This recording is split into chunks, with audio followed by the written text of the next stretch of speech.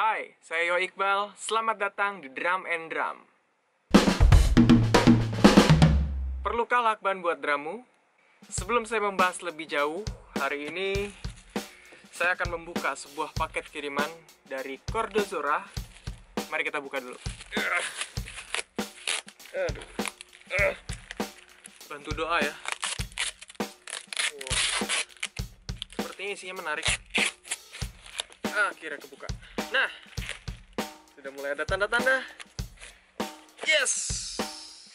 Ini dia isinya, slap clats. Warnanya hijau. Wow, cool banget. Yuk, mari kita buka. Waduh. Slap clats Pro. Ada tempatnya juga keras. Jadi tahan banting dan pastinya tahan air. Ini ada kuncinya di sini, jadi dia nggak mudah terbuka, gampang sekali, tapi sangat kuat penguncinya. Oh, ternyata bermacam-macam teman-teman. Ada yang besar, ada yang kecil, ada yang ini sama ukurannya kecil, terus ada yang sedang. Jadi slap clats ini berguna sekali untuk mengurangi bunyi sustain. Apa itu sustain? Sustain itu bunyi panjang yang biasanya ada di drum kita, tapi bunyinya itu sedikit mengganggu. Jadi dengan adanya bantuan slap clats ini, otomatis membantu kita untuk mendapatkan suara drum yang ideal. Dan ini saya rasa adalah barang penting buat drummers. Kenapa penting? Karena drummer itu biasanya kalau manggung jarang bawa drum, nggak semudah bawa gitar, bawa bass, bawa saxophone, atau bawa keyboard. Dan otomatis kalau misalnya kita nggak bawa drum, itu pasti kita dikasih waktu soundcheck yang sangat sedikit. Adaptasi sama drum itu pasti lebih sedikit. Apalagi buat tuning. Tuning juga pasti lebih sedikit. Belum lagi dengan kondisi drumnya yang jelek atau yang nggak sesuai sama kita. Ya, bermacam-macam masalah lah yang harus siap kita hadapi. Jadi slap clats ini bisa kalian taruh di snare, di tom, di floor, bahkan katanya di cymbal bisa. Oke, mari kita lihat perbedaannya pakai slap clats dan tidak pakai di video berikut.